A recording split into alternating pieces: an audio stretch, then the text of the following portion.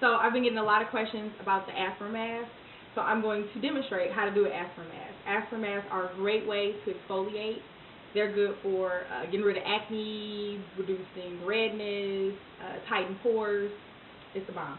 Okay, so all you need to do an aspirin mask is regular peroxide and regular aspirin, like the cheap kind from the dollar store, plain, uncoated, nothing special about the dollar store aspirin.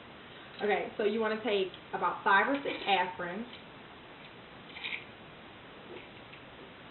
and you just want to crush them up.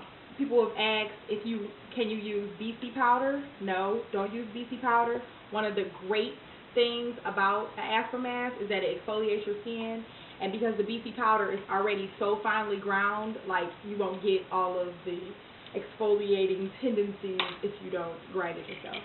So usually what I do is I put it in a piece of paper so I don't make a big mess, and I usually just crush it up with the bottle. Okay, so now that your aspirin is ground, you want to transfer from the paper to a flat surface, something you don't mind getting wet. So I usually use my mirror because it just is always kind of sitting around in the bathroom. And, and it kind of makes me feel like I'm doing like some gangster shit. So you got the finely ground aspirin on your mirror, and now a lot of people always ask how much peroxide to use.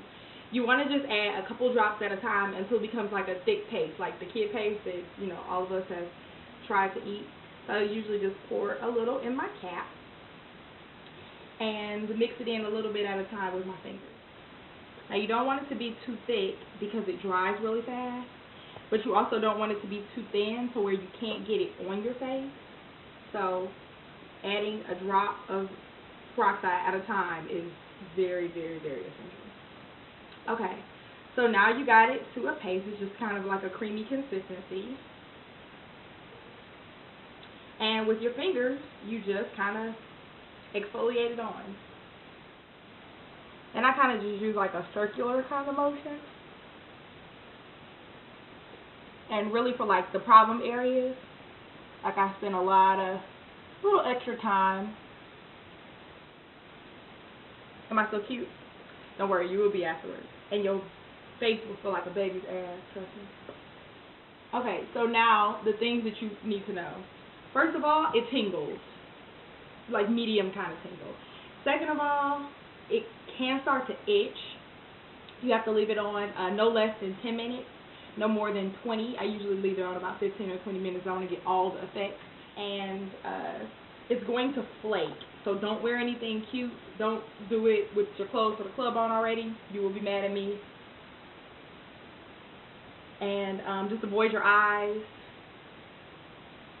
If you are allergic to aspirin, do not do an aspirin mask. That should go without saying. If you're allergic to aspirin, you can use baking soda. It doesn't work as good, but it is still very exfoliating. And a lot of times you have a little left over. Like if you have any spots or any actual acne, like any bumps on your face, you can just kind of leave a clump in the area where the bump is, and give it a little extra stretch, a little extra. Okay, so after you get it on, you want to not touch it anymore because it will flake off. And like I said, you give it about 15, 20, no less than 10 minutes to just kind of sit and, do what it's going to do. And after you rinse with cool water, that is the aspirin mask. After the aspirin mask, you need to do something for moisture. Now, there's a couple different things you can do. If you have time, you have another 10 to 20 minutes, you can do a honey mask. And all you need for a honey mask is plain old honey. If you don't have time for a honey mask, I recommend you using Shea Butter, 100% Shea Butter. I get it from some Africans. And you just take a little bit in your hand, you rub it until it's clear, and apply it like a moisturizer. Shea Butter is especially good for people with acne. It will help with acne. It also helps with evening out the skin tone. and it is very good. And it is very, very good, and I recommend it to anybody with any kind of blemishes, dark or light, dark circles. But moisturizing is so important to keep, you know, the texture of your skin good. You want to make sure that you don't have wrinkles when you get older, and this moisturizing will definitely help. So now I'm going to demonstrate the honey mask, which is the simplest thing in the world. All you do is you take your plain honey and you squeeze a little bit out of your hand and you just rub it into your skin.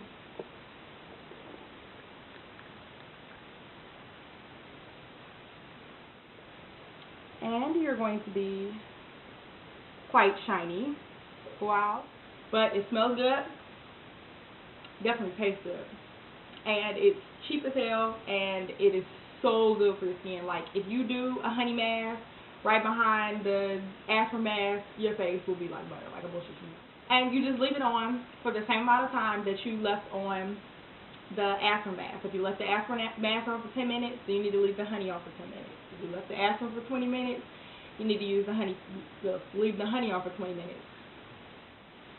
And same thing, a lot of people are like, oh my gosh, how do you get honey off your face? You will be surprised how easily honey rinses off. Just lukewarm water. You never want to use hot water on your face because it makes your pores large. So the cooler the water, the better for your skin. And that's a honey bath. That's how to rinse this shit off. I think one of the best like beauty health tips that I've learned over the last 10 years of my life has been apple cider vinegar. Apple cider vinegar is some cheap shit that they sell at like every store in America. And apple cider vinegar can be used, first of all, it stinks. Just FYI, I'm not going to lie to you. It smells like a fucking foot. But it is really good for your skin. It evens out skin tone. It resets like the pH balance, and I mean, it's overall just like some really good shit. And it's very easy to use. All you want to do is with a cotton square or with a cotton ball, put a little on and you wipe it across your face. And it just completely tones your skin. And you want to do this after you wash, before you moisturize. And it smells like a foot. And don't forget that I mentioned that it smells like a foot. And it also is going to tingle. If you have sensitive skin, you might want to dilute it with a little bit of water. My face, on the other hand, is like tough as nails, so it can take it. Now, if you are Casper the Friendly Ghost, like I am, you may want to consider that your face is going to be a little red. So if you got a hot date or if you got to go to the club, you're going to be pink. Oh, and while you got the apple cider vinegar out, you may as well have a shot of it, which is amazing for weight loss. Not only does it smell like a foot, it also tastes like a foot. But it's very acidic, so you want to mix 1 shot with about 3 ounces of water.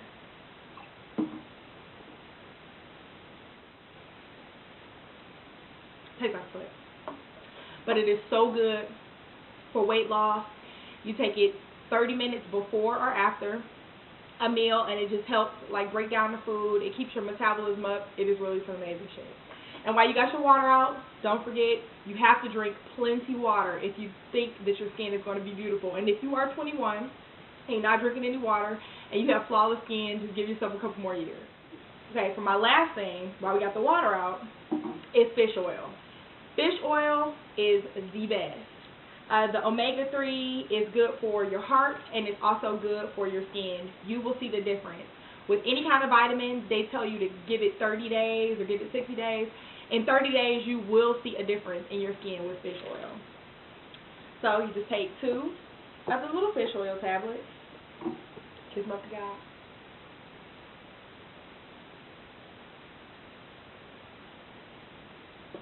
And wash them down. It's just that simple. So hopefully you learned something today. Give yourself 30 days. Try out the aspirin mask, the honey mask, shea butter, apple cider vinegar, and fish oil. And blame Cristal for your beautiful skin.